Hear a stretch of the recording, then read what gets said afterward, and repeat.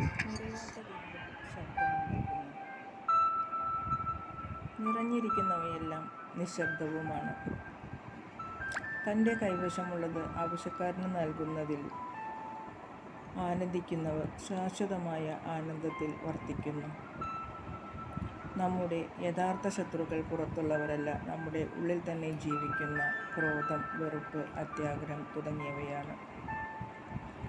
നാം എന്ത് തിരഞ്ഞെടുക്കുന്നുവോ അതിനനുസരിച്ച് ചിന്തിച്ച് പ്രവർത്തിച്ച് നാം സ്വയം സൃഷ്ടിക്കുന്നതാണ് നമ്മുടെ സ്വഭാവ സംസ്കാരങ്ങൾ.